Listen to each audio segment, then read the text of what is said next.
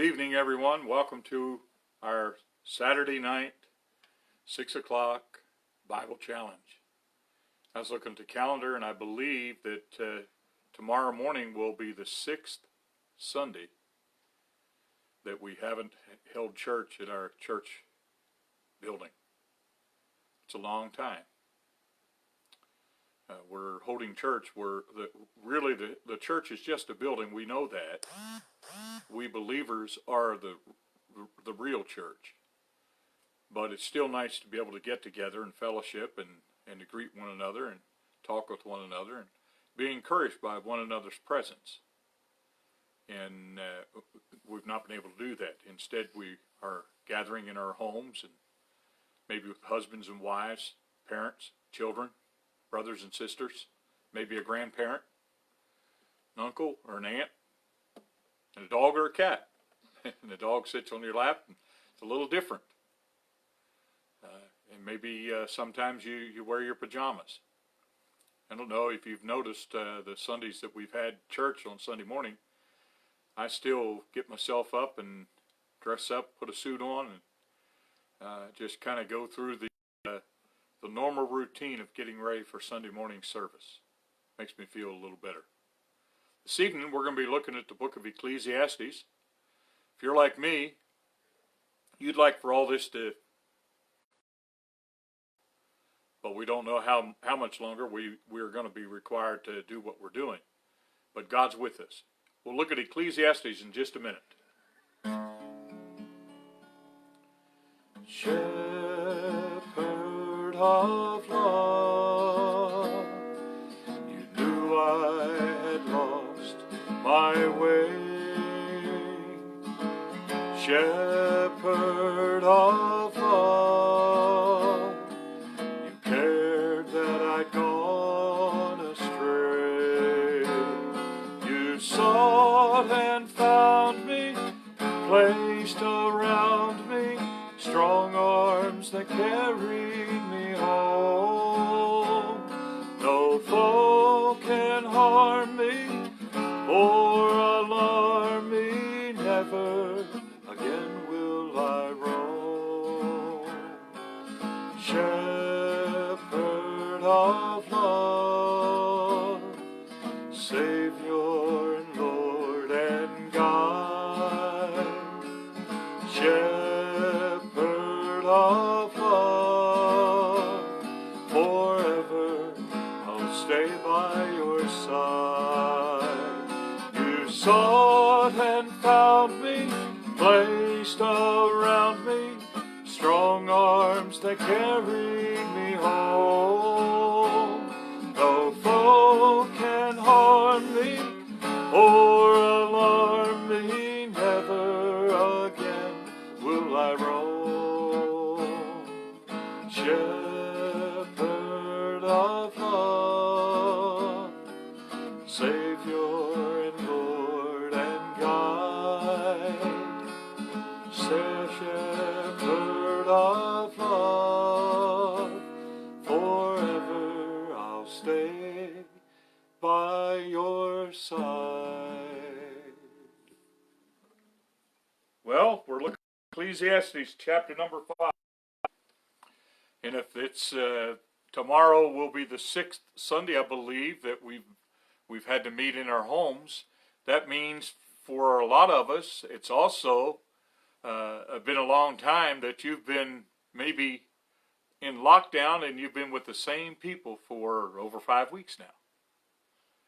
And it could be that at some point you said something that you shouldn't have. You could be a husband and you said something that would have been better if you wouldn't have said it. Or you could be a wife that was true. You thought it and didn't put the brakes on and you said it. Or you could be a youngster or a teenager and you voiced your opinion rather strongly about something that you didn't, maybe your patience is wore to a frazzle and you spouted off with something and you shouldn't have said that. Well, tonight we're going to look at that concept. I've said for years, God is an amazing God. Knowing God is not boring. And looking at God's Word, there's always something new there to find and discover if you just look. And so I've often said that God's got something to say about everything. And so tonight in Ecclesiastes 5, we're going to see what God has to say about, I shouldn't have said that. So we're going to start in verse where God is talking to us about when we go to the house of God or when we go to church. And for 2 months ago, when we went to church, it was out at Maysville Bible Brethren Church on Route 42, 7 miles out of Petersburg. Post office, or 1.5 miles from the post office in Maysville, and you went to that building. But now, when we go to church, it might be in your basement rec room, here in my man cave. Could be in your living room. Could be at your dining room or kitchen table. But here's what God says in verse 1. He says, keep thy foot. And when God says to keep your foot, he's meaning to watch where you're placing your feet. Guard your footsteps. Don't stub your toe. Don't twist your ankle. That kind of thing spiritually. He says, keep thy foot when thou goest to the house of God. So guard your steps when you're going to worship God. And be more ready to hear than to give the sacrifice of fools. What? The sacrifice of... Oh. God's not to just be walking around and calling people fools. And yet God says that. He says, don't act like a fool. I wonder what kind of foolish actions these people must be doing that God says, don't play the fool. In fact, he says, be more ready to hear.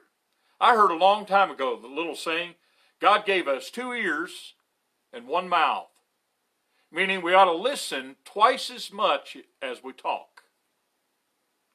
You know, sometimes someone may think you're not too smart, but if you keep your mouth shut and you don't say anything, they don't know. But sometimes they don't think we're too smart, and then we open our mouth and start talking, and we remove all doubt. They know we're not too smart.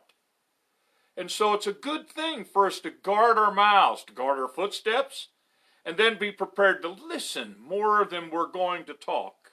It says, be more ready to hear than to give the sacrifice of fools, for they consider not that they do evil. And so what's God talking about here?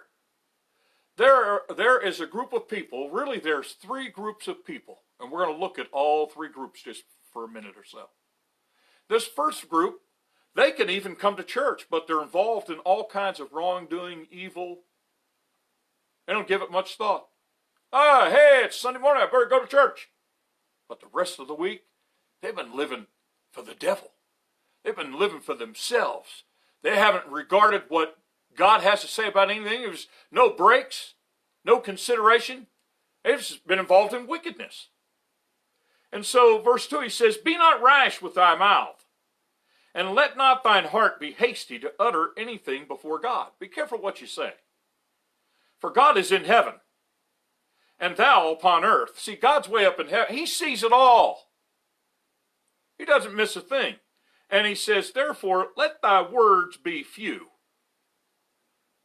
Wisdom really is associated with few words. You don't have to say a whole lot. But if you don't watch, you can spew off a whole lot of things, and God hears every word of it. And so he does in verse 2, remember your place. I'm God, and you're a little man, or you're a little child. And that's really what we all are.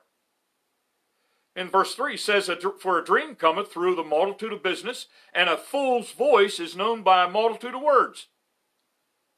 We've all known someone that's a braggart, boastful, can't shut them up. They go on and on about this and that, now all their plans, and your ears start to get blisters on them from hearing all the words. And you just wish they would just shut up. This is a shut up chapter from God. Be careful what you say to me. In verse 4 he says, when thou vowest a vow unto God, defer not to pay it, for he hath no pleasure in fools. There it is again. pay that which thou hast vowed. So God says, if you make me a promise, I'm holding you to it. You are to keep your word. God says, I keep my word. You keep your word. I'm not going to let you off the hook. Better it is that thou shouldest not vow than that thou shouldest vow and not pay. And so we're not going to be let off the hook. And so we see there's a group of people that are rash with their words and don't give it much thought. And then there's a group that's silent. And whether they know a whole lot or not, they're looked at as somebody that's wise. So that's a good thing to be looked at. And so verse 7, look at what 7 says. For in the multitude of dreams and many words, there are also diverse vanities. And diverse means various or lots. And so in the multitude of many words, God warns us, there are lots of different trouble. You can boast and brag and make your big, braggadocious thing about how bad you are and how tough you are. And then you meet up with someone that's a little tougher than you. Or you claim that you know this or that. And I think I heard I was reading this week that somebody, maybe from Harvard, one of those Ivy League schools, one of the professors had said that there's something wrong. You shouldn't be allowed to homeschool your children. And as he wrote his paper out, he misspelled a word. And one of the homeschool children notified him and told him that he had misspelled one of the words. He didn't say anything. He just quietly corrected his paper. At that point, that was maybe the only wise thing he did by not saying anything, just corrected it. See, sometimes we can think we're so knowledgeable. We know so much. But our words get us into trouble sometimes. Look at verse 6. We're going to back up one verse and it says, suffer not, or don't allow this. Don't allow your mouth to cause your flesh to sin, it says. Neither say thou before the angel that it was an error. You see, that's the other thing we do when we spout off too much. Then we want to just say, oh, I just misquoted. I just misspoke. It was a mistake. And we're even too proud to own the thing we've done that was wrong. Now, we skipped that verse because I wanted you to think a minute and admit to yourself. I wonder when was the last time you knew, as the words were coming out of your mouth, that it was the wrong thing to say. You shouldn't have said it. And you, as the words went out of your mouth, you felt like, if I could just reach out there and grab those words and put them back, not say it. But it was too late. You let them fly. And so you knew at that moment, I shouldn't have said that. The best thing you could do is to say you're sorry for that. To apologize. I want you to see one last thing. The last phrase of verse 7. See, verse 7 said, all your many words will get you in lots of different trouble. But here, look at that last phrase. But fear thou God. God's word's got something to say about everything. God says, just learn to be quiet and not speak so much. Don't say so much, because your words are just going to get you into trouble. And instead of being like that, just learn to fear God. Walk humbly with him. He'll walk with you with a hand on your shoulder. Have a blessed evening.